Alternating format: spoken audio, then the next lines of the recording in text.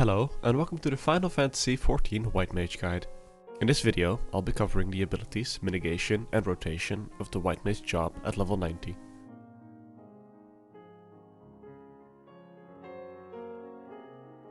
A raid party in Final Fantasy consists of 2 tanks, 2 healers and 4 DPS. White Mage fills one of the 2 healer spots. It does so alongside Scholar, Sage and Astrologian. White Mage is considered a regen healer, meaning that they have access to some on-demand regen spells and generally more powerful healing spells in terms of recovering raw HP. On the other hand, barrier healers like Scholar and Sage have access to on-demand shielding but more restrictive toolkits for topping people off. It's also worth mentioning that in Final Fantasy, healers are basically caster DPS with an extra responsibility.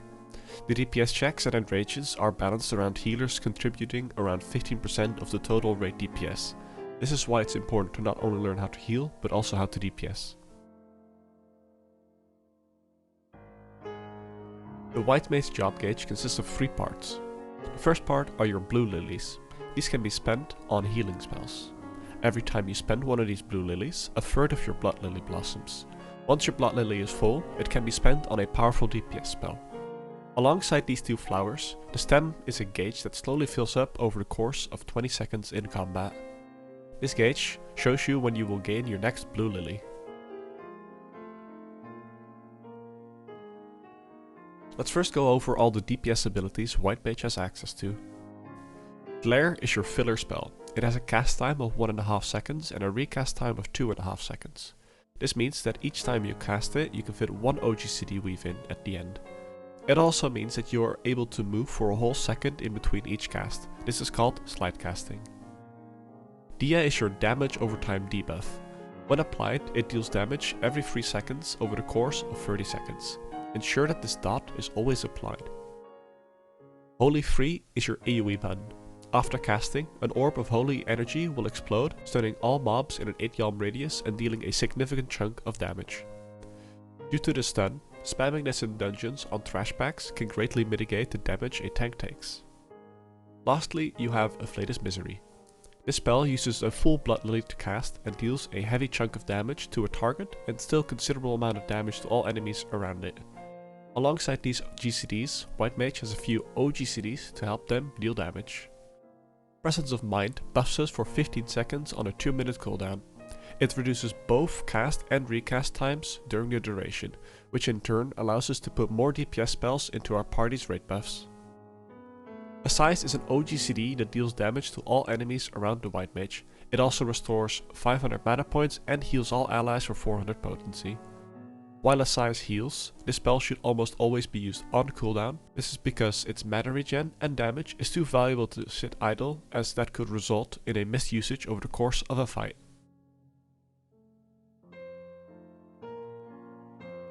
White Mage has 2 main openers, who will cover both. The non-swift opener uses a tincture 3 seconds prior to pulling before precasting a glare and 1.5 seconds before pulling. After your glare, instantly apply Dia before continuing to spam glare.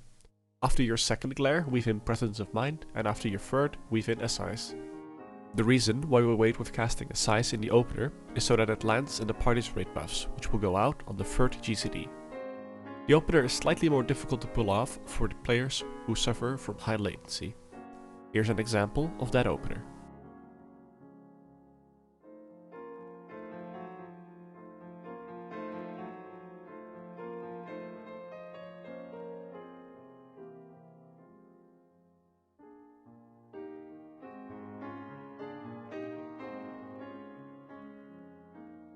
The second opener is called the Swift Cast opener. It starts by using your tincture 3 seconds prior to pulling and precasting glare at 1.5 seconds before pulling. After your glare, instantly apply Dia before continuing to spam more glares. After your second glare, weave in Swift Cast, and after your third glare, weave in both Assize and Presence of Mind. The opener makes it easier to weave in Assize and Presence of Mind into raid buffs, making it a more friendly opener for players who suffer from high latency. Try to only use this opener if you are certain the risk of early deaths is minimal, or if you have a rep mage who is ready to erase any fallen party members, as using this opener will put you without Swiftcast for the first minute of the fight. Here's an example of that opener.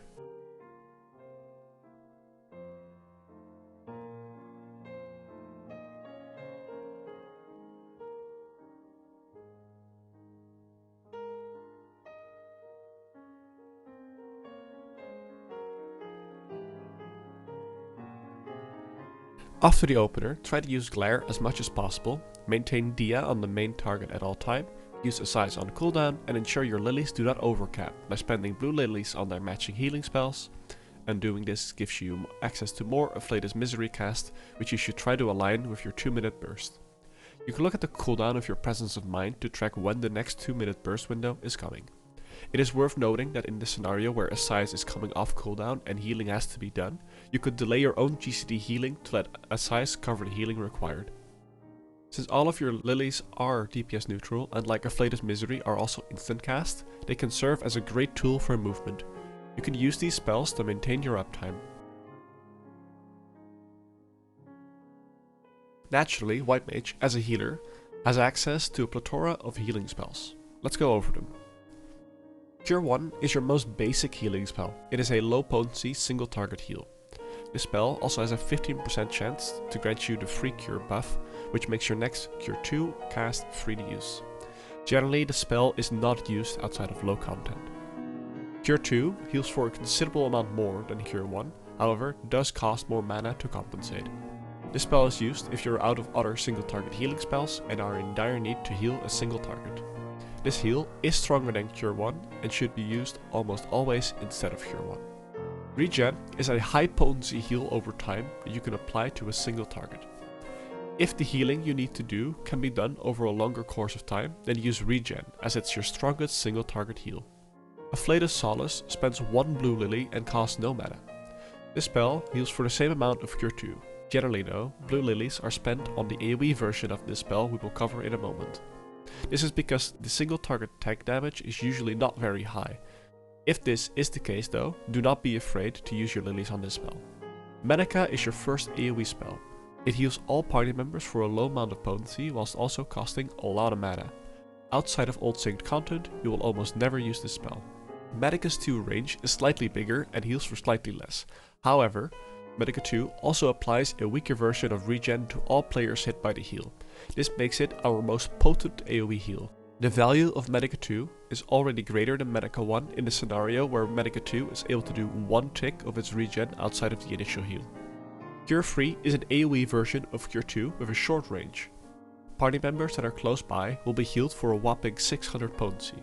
This is your most powerful instant AoE healing spell. If you need immediate AoE healing, then use this spell. Flayda's Rapture spends 1 blue lily and costs 0 mana to cast. It heals all allies with a large radius for a considerable amount. If you can afford to heal slightly less, or there is not a lot of outgoing damage, then Flayda's Rapture is your number 1 priority spell. This is because the damage gained from spending blue lilies and gaining blood lilies to spend on Flayda's Misery is equal to 4 Glare GCDs, which is more than the 3 missed GCDs by casting these. If you then also put Flayda's Misery into raid buffs, you actually gain damage by casting these blue lily heals. Aside from all these GCD heals, White Mage has access to a bunch of OGCD heals and mitigation. Benediction is your signature heal. It instantly heals a target up to 100% of their hit points. This spell has a long cooldown of 3 minutes.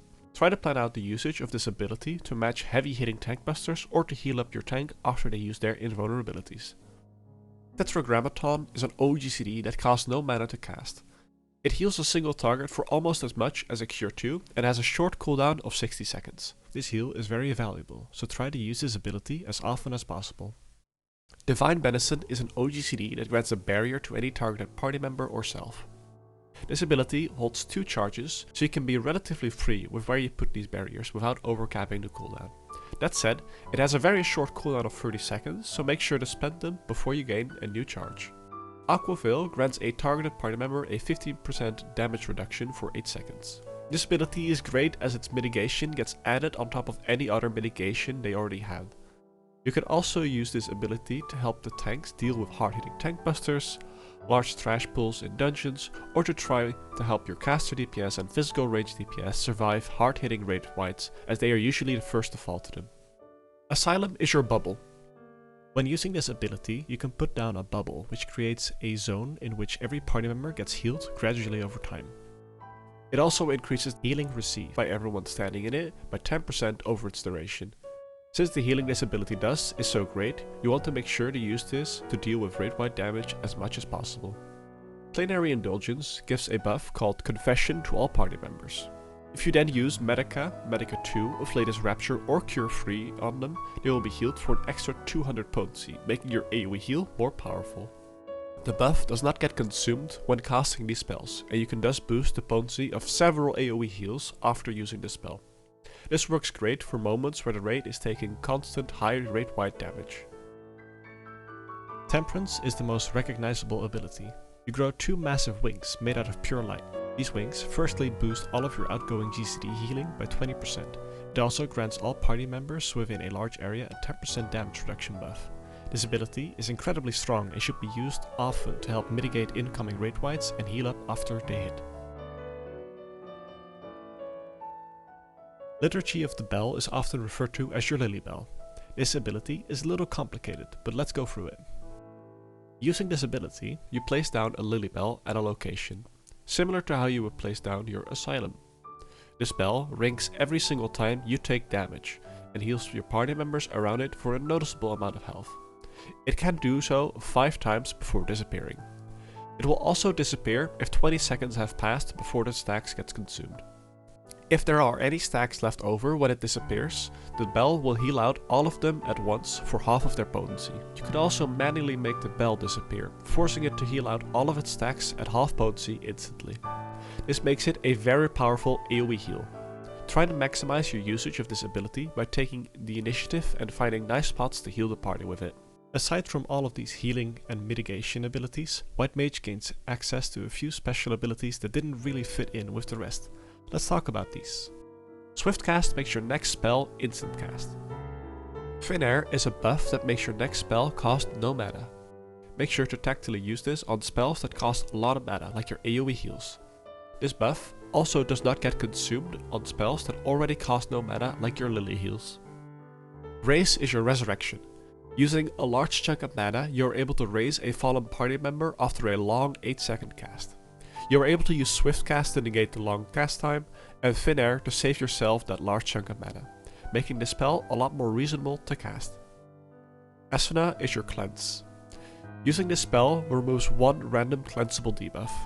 These can be recognized by the blue line above their icon. Lucid Dreaming is a buff that restores mana over the course of its duration. Using this spell on cooldown is important to maintain your mana over the course of the fight, so try to use this spell whenever your mana dips below 80%. Surecast is your knockback immunity. It also doubles down and stops your casts from being interrupted. Rescue allows you to pull 1 party member towards you. You can use this to save a party member who you can see is standing in the wrong place for a mechanic. However, if you are not confident in the usage of this ability, you can actually end up doing more harm than good with the spell. Use this ability carefully. A special thanks to the Balance's healer staff for fact-checking the information in this guide and providing the footage for the guide.